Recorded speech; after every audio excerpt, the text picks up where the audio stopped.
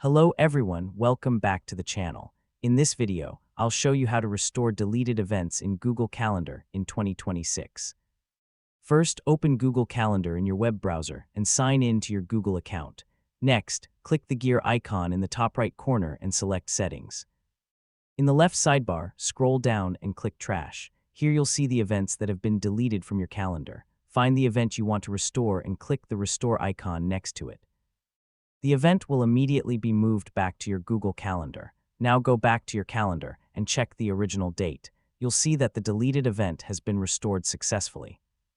Keep in mind that events in the trash are only available for a limited time before they are permanently deleted.